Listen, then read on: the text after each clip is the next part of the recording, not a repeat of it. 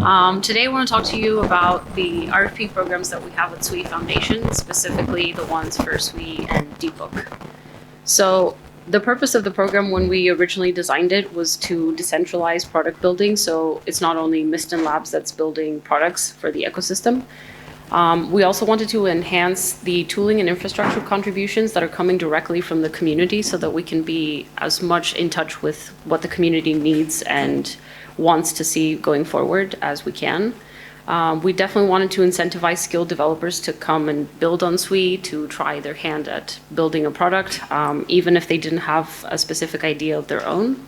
We wanted to align the community builds to the ecosystem needs, and we also wanted to fund the pursuit of the ecosystem growth goals. So it was really important for us that the entire ecosystem felt that whatever we were building was going in a direction that aligned with what they were wanting. So this for us was a way that we can include their feedback and basically build requests for products that are aligned with what they would like to see and fund them, but not build them internally, give them an opportunity to build them themselves.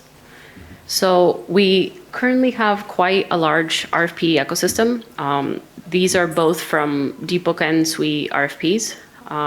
Some of them are preparing to launch right now. And even though the RFP program is pretty young, as is Sui, honestly, we have quite a few products that are generating a lot of buzz and they're securing a lot of large clients. So we feel very strongly that this is a way that we can create products that have breakthroughs within our ecosystem and find like really skilled builders that can stay long-term. And so there's many different layers of support, and then depending on the RFP and the team, you can get a different amount of this support and at different times throughout your process.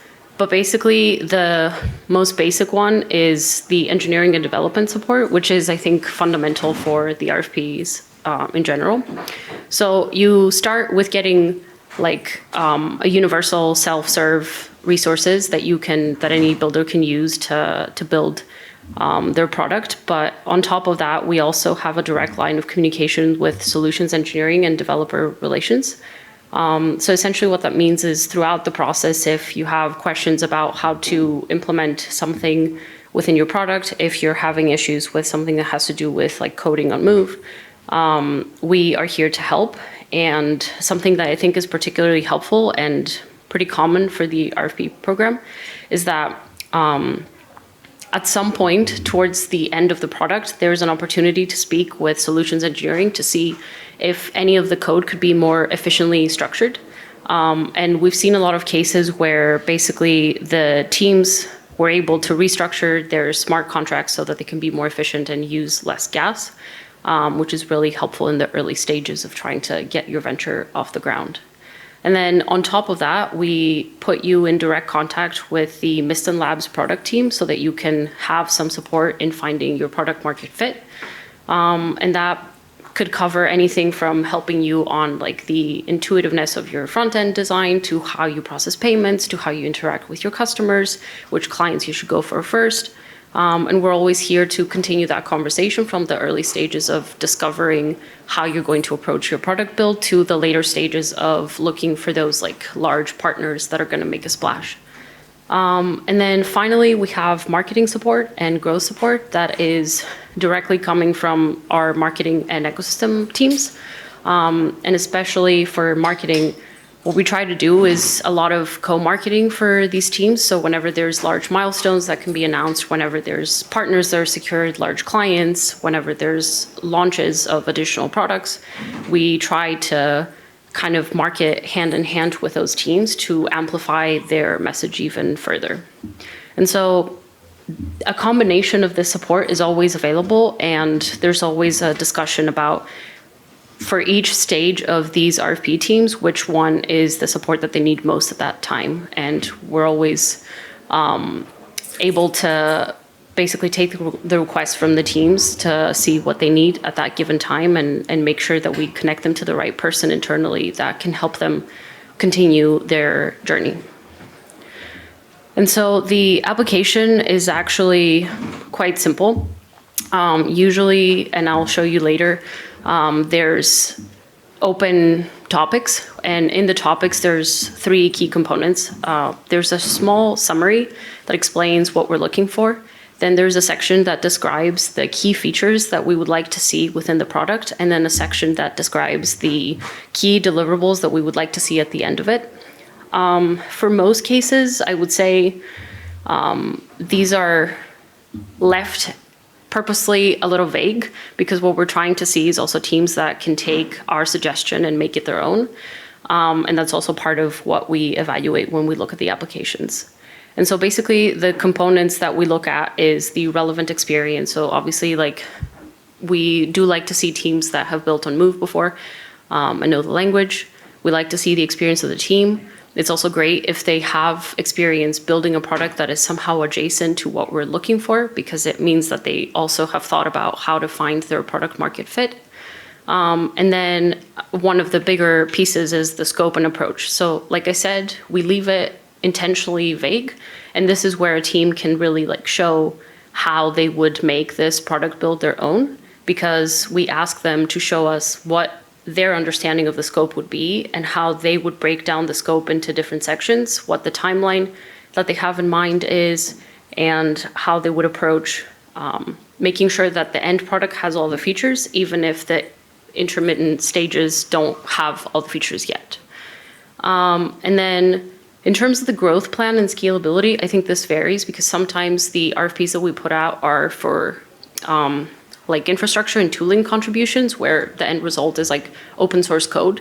So there's not like necessarily a growth plan there, but usually for the other ones, we do prefer to see teams that have a plan of how they can keep their product sustainable and how they can stay within the ecosystem in the long run.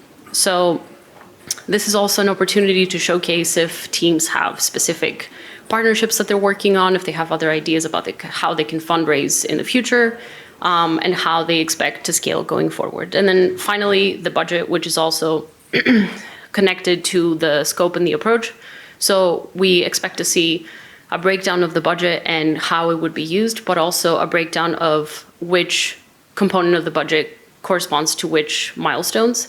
So this is also an area where we expect to see some level of sophistication of understanding which milestones are most valuable to the completion of the product. And then after we receive the applications, we usually go through all of them and we create a short list. And then we have RFP committees that are comprised of people from the engineering, the product, and the developer relations teams. And essentially at that point, we have an open conversation about all of the shortlisted teams, and we discuss in detail their application and the pros and cons of all of them until we decide the final ones that we're going to move forward in the application process. And so at that stage, for the teams that have been shortlisted and moving forward, we conduct initial interviews where they speak with people from engineering and product teams to specifically discuss their application so that we can make sure that our understanding of what they're trying to build is aligned with what they're actually hoping to build. And then we also ask them to deliver a more technical proposal to cover milestones of the projects and their expected outcomes, the timeline of each milestone, and specifically the way that they will approach building out all the features that we're asking them to build. And this is a really important step, because throughout the application and then throughout the building process, in order for the teams to receive payment for each of the milestones, the engineers from our side have to verify that the milestone was built out properly and that it has fulfilled the original goal. So this is the chance to align between what our engineering team expects and then what the team is capable of doing. And so we have definitely become a lot more robust on that stage so that we can have more streamlined review processes later and make sure that the teams can receive their funding faster. And then the final stage is running compliance and then processing the funding agreement, which has a component that essentially breaks down all of the milestones, sets specific deadlines for each of the milestones. The deadlines are usually related to the previous milestone, so it's not a specific date, but it's more like in relation to what you've achieved so far. And then it also splits the full budget into the milestones so that the teams know what amount they're getting at which stage of their product building. And so at the current moment, we have quite a few open RFPs. You can also, I'll give you a QR code so you can go and check them out and apply for them if you would like. We have 3 that are open for Sui and 2 that are open for DeepBook. For the Sui ones, we have the gas futures mechanism, which is, we're looking for someone to build a mechanism that allows users to lock in the gas prices ahead of time so they can control their cost down the line. We also have an open RFP for a malicious package prediction market, which is essentially a prediction market where users can bet on the trustworthiness of Move packages. And then we are looking for someone to build Move language support for the JetBrains IDE. And then for DeepBook, we have 2 main ones. One is we're wanting a liquidity provisioning protocol that works in a no-code fashion that basically allows users to deploy market-making strategies and customize their own risk settings and track their performance over time. And then a margin trading protocol that we're wanting to build for DeepBook that is perhaps a little more sophisticated with allowing users to trade with leverage, manage their collateral, use real-time oracles, and automate their liquidations and their risk controlling preferences. So basically for these 5 ones, you can find them all here. If you scan the QR code, there's the website that has all of the descriptions, which include a lot more detail, and the application links that directly take you to the form that you need to submit in order for us to consider your applications. We've decided to switch to rolling applications, so it's no longer cohort-based. The reason for that is that it's really important for us to make sure that we find the person that is the right fit for building this product, rather than making sure that we just pick someone by a certain date. So at this stage, we are committed to keeping the RFPs open until we find the right team. But what I will say is that this is like a little bit of, I guess, RFP alpha, because we haven't publicly launched these open RFPs yet. So if you do want to get your application in and get it evaluated maybe a few weeks before everybody else gets theirs in, this would be a good time to do it. And so I think this is everything from my side. We can take questions that have to do with the process or specifically with the RFP topics. Thankfully, I have the engineering team here that has put the RFPs together, so we can answer maybe some more technical questions about how to approach your application. And thank you all for being here again.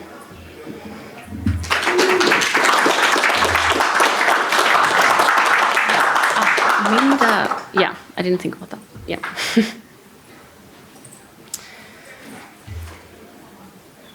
Or maybe there's no questions. When are you guys making the RFP program with it? When are you going to start publicly announcing? Probably in a couple of weeks. It will be, so technically speaking, someone could see the applications now, but we're going to have a public announcement and launch. And so I am expecting a lot more applications to flow in after that point.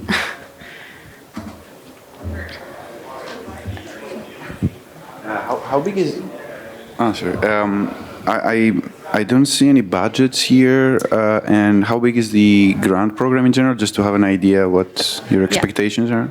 So the total budget for the grant program for these 2 is about like $2.5 million on an annual basis. There's no specific budget because, as you saw, the RFP scopes are not all of the same size, so it wouldn't make sense to make them all equally as expensive. And then budget is also part of the consideration of the applicants. So we also take into account how accurate the budget of the applicant is and how much they have tried to like make it as economically efficient as possible. So that's why. Yeah. Is there a process for grants like outside those particular ones? Like for instance, Yes. like there's a TypeScript code generator, but I think there should be a Rust code generator. Like for something like that, is there a process for engaging with that? Yeah, so outside of this, which is a lot more structured, there's also an opportunity to request grants from the ecosystem team that are for things that maybe we're not asking to be built, but like people have an idea about. And I think we also still have activation grants from the developer relations team. So depending on if what you're thinking is more like tooling and infra, or if it's more a product and like venture idea, you would go to either of those teams. And if you want to meet them, there's the Meet Sui booth that's open all day at the Expo Center, and we have people from the ecosystem and DevRel teams there. Is that the info booth at the entrance? Yeah, it's like the big round one as you enter the expo room downstairs. Oh, right, okay. Yeah. Okay. Sure. Awesome. Yeah.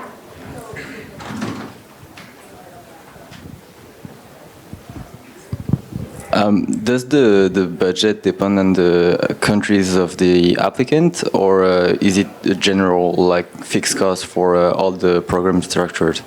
No, I think that's a good question. We do take that into account. Of course, if there's equally, let's say in a scenario that everybody's equally skilled and there's an applicant from like a more expensive country and an applicant from a less expensive country, we might prefer the one that is like a little more efficient budget-wise, but we do take into account how your budget proposal relates to the country that you're building in and the amount of engineers that you need, whether you've estimated the amount of engineers for the scope correctly. So those are all part of our consideration, and it definitely is not considered on an equal basis regardless of where the engineers are based.